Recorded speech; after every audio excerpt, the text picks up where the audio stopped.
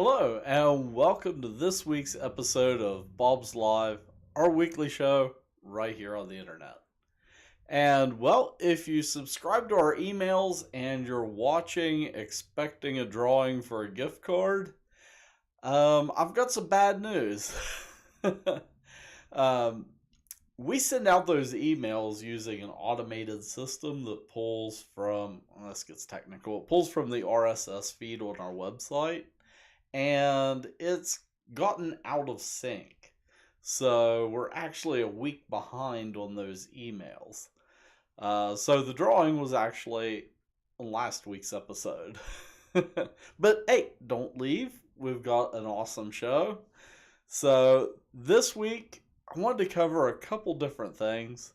First of all, the weather is really starting to warm up outside, which means that your hanging baskets that you purchased at Mother's Day, they need a little bit of extra tender loving care right now. So here are some quick tips for keeping your hanging baskets nice and watered.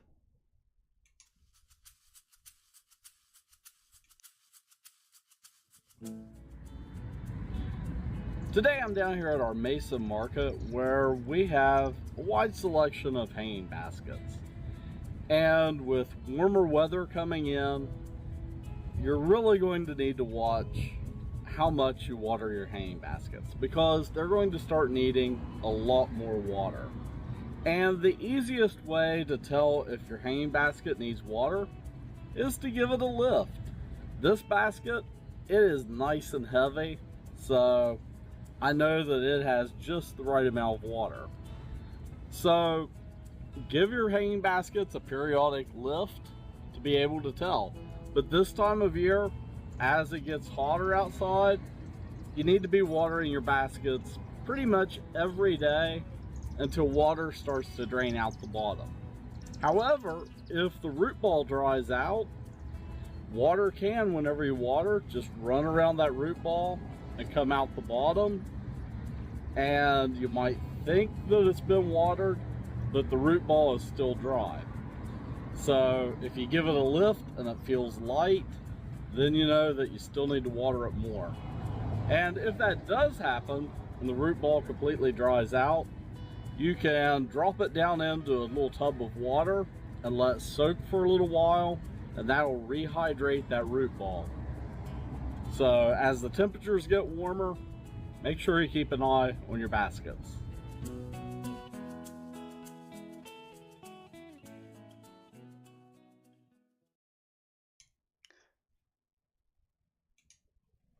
So that is some quick tips for making sure that your hanging baskets stay nice and hydrated.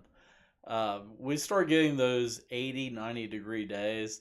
If you have something like a petunia basket, especially if it's a smaller, like a 12-inch basket or a 10-inch basket, those could dry out pretty quickly in full sun. So it's best to give them a drink in the morning. That way they've got water throughout the day. And also, whenever you're watering them, I recommend using a watering can with a spout. And I was going to grab a watering can, but the one that I have in here is green, so it would be invisible on screen. But yeah, using a spout, and that way you can get in underneath of the foliage and get the water right down at the soil level. That is the best way to get water to your hanging basket and to ensure that it goes directly into the soil, doesn't run off over the side. And also, I recommend using a fertilizer every time you water. By using a watering can with a spout, that'll prevent those white water spots on your blooms. So, those are some great tips. Right here, if you're new to watching us, following Bob's Market, you can follow us on Facebook, Instagram, Twitter, and then also on YouTube. And of course, you can always find us over on our website at bobsmarket.com. So up next, I want to take a look at the weather forecast. And as I said, we're getting into some really hot days. If you look at Friday and Saturday, we're going to be getting into the 90s. So, yeah, definitely some warm days coming up this weekend. Tomorrow and Thursday, we're going to have a little cool down. It's going to be a little bit rainy. And then heading into the weekend, it looks like it's going to be kind of stormy. Sunday, it's showing 74. I'm not sure what the percentage of a chance of rain is. But, depending on the weather, and you might just want to pack an umbrella for it, you could come out to Athens County. The Athens County Humane Society is having their annual garden tour this year. And for the last couple years, they've put it on hold. But it is Sunday, May 22nd from 10 a.m. to 4 p.m. And the way that it works is you purchase the tickets. They're available there at the mall that's directly across from Lowe's. They're going to have a booth set up there where they're going to sell the tickets. But once you buy the tickets, they give you a map. And it's basically a self-guided tour of different people's backyard gardens. So, yeah, it's going to be pretty awesome. And if you can't make it, I'm going to be going to it and recording it to share here on Bob's Live in a future episode. So that's what's happening this coming weekend. This last weekend, I was out in my own meadow garden planting some fruit trees. And I wanted to talk about fruit tree fertility because that's something that there's a lot of confusion around. Is if a tree is self-fertile or if it needs another tree to pollinate it. That always creates some confusion when people are picking out fruit trees. So this weekend I planted 2 pear trees and an apple tree. In this video, I am a little bit hoarse because I have extreme hay fever. So growing a meadow garden, that's just something I have to deal with until the grass stops blooming. But yeah, right now we're kind of at peak grass pollen. So it's going to be a rough few weeks for me. And you can hear it in this video because I recorded the intro, then planted the trees, and then recorded everything else. And I, between those 2 events, probably sneezed 100 times. So my voice definitely changes because by Sunday, I didn't have a voice, basically. So let's check this out and we'll talk a little bit about fruit tree fertility and whether you need another fruit tree to pollinate or you don't, or what the difference is, and all that good stuff.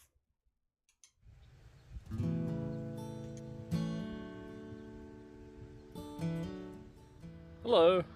Today I am out here in my meadow garden and I'm standing next to an apple tree that I planted a few years ago.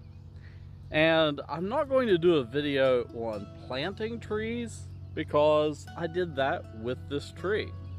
So you can check in the description down below, or if you're watching this on Bob's Live, if you head over to our website at bobsmarket.com/live, you can find that video in the show notes for this episode. But anyhow, today I'm planting a couple other trees, and they're a little bit unique because they're not self-fertile. This apple tree, it is self-fertile, so its blooms will fertilize itself and create apples. But not all fruit trees are self-fertile. And what I'm going to be planting today is a couple pear trees. And one variety of pear that I'm planting is self-fertile, but the other variety, and this is where it gets weird, it is partially self-fertile. So you will get fruit if you just have that one pear tree, but it actually does better with a buddy of a different variety. So yeah, trees are weird, so let's dig into that. So when it comes to self-fertile and not self-fertile, most fruit trees are not self-fertile. They need another tree of a different species to pollinate the tree in order to produce fruit. If it pollinates itself, it won't set fruit. So if you have a tree that's not self-fertile in your yard by itself, chances are it may not produce fruit. If you're lucky though, you might have a neighbor nearby with a tree of a different variety and you'll get fruit. But to guarantee success, you want to have trees of different varieties. So this pear tree that I planted here, it is a Bartlett pear and it is self-fertile. So it will pollinate itself and produce fruit. However, the other pear tree that I planted just behind it over here, it's a variety called Moonglow. And if you read on the tag, it says that it's not self-fertile. However, there's a little bit of a caveat to that. It is partially self-fertile, so you will get some fruit, but not the full possible amount of fruit that you could get. So by having this Bartlett here with it, it will pollinate the Moonglow and we'll get fruit on the Moonglow, or a lot more fruit. So a self-fertile variety, it is good if you have a smaller yard or if you don't want a ton of pears. For me, I want to have some variety, and I'm also looking at preserving the pears by canning them. So it makes sense to have a few different varieties and ones that can pollinate each other. So it really comes down to your own preference, the size of your yard, and all of those factors. But let's take a look at another reason why I planted these where I did. Alright, so with this angle you can see the Moonglow right here and the Bartlett over here. Now, when you're planting trees that need to pollinate each other, ideally you want to have them within about 50 feet of each other because they're mainly being pollinated by the wind. So something else that I considered when I planted these is the direction that the wind normally comes from here. Our wind, it usually blows west to east. So I put the Moonglow that's not self-fertile to the east and the Bartlett to the west. That way when they set bloom in the springtime, hopefully the pollen will blow from the Bartlett over to the Moonglow and pollinate it. So you might be asking yourself, if I'm at the garden center, how do I know if a variety is self-fertile or not? Well, first of all, you can ask somebody. Usually they'll know. But also, you can take a look at the plant tags, and also Google is always your friend. But this tree, I also planted it today. It's a Granny Smith apple tree, and it is a self-fertile variety. So if I take a look at the tag that came on it, you can see right there below Granny Smith, if I can get the camera to focus, that it is self-fertile. And it also gives you some helpful information like the zones. So it's zones 4 through 8, and we're here in zone 6, so good to go with it. But yeah, Google, folks in the store, and then also the plant tags, which, you know, sometimes if you're at a garden center, we always have the trees outside, and these like to kind of blow away in the wind. So there is a chance that you might have a mystery tree. But yeah, usually there's some other tag either on the pot or somewhere to let you identify what it is, and then you can do some research. So I hope that clears up the question of fertile versus self-fertile, and hopefully it will help you make a choice when you're shopping for trees for your own landscape. For this and other great information, visit us online at bobsmarket.com.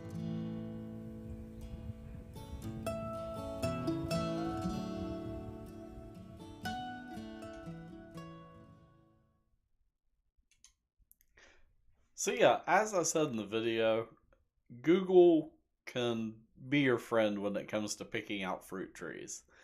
I knew that I wanted to plant pear trees. I knew I wanted to plant at least 2 this year. So I ended up just standing down in the tree section at Bob's with Google open, looking at a chart of compatible trees. And that's something that I didn't get into in this video, is not all, say, pear trees that need a pollinator are kind of universal when it comes to the other types of trees. So a Bartlett is good for pollinating a moonglow, but it might not be good for other varieties. I know with cherry trees, they do have kind of what they call universal pollinators. Um, but yeah, it's the same way with cherries, apples, and pretty much any other type of fruit. Um, you can Google it, and there are just massive charts of the different varieties and what's compatible and what's not. Um, with me being in IT, it's kind of like building a computer or putting together a stereo system or something like that. You have parts that have to go together, and you just have to do your research and find out what works together.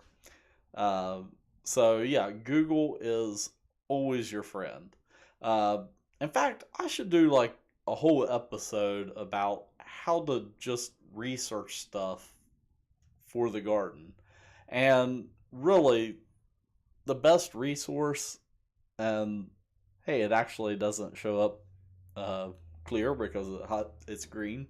Um, but your phone is an awesome gardening resource. If you have Google on it, I used to have these apps where I could use the camera to like scan or take a picture of a plant and it would identify it. Now I just use the Google app and the camera setting with it, because you can snap a picture and do an image search, and it is pretty accurate. Even like this time of year, identifying weeds out in the garden. I thought I had pokeweed coming up. I wasn't sure.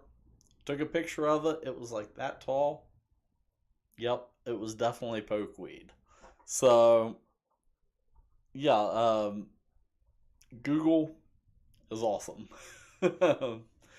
Which, yeah, that we're going to do a whole episode on gardening research and tools you can use, like Google. There's other great apps out there that you can use to keep track of stuff in the garden.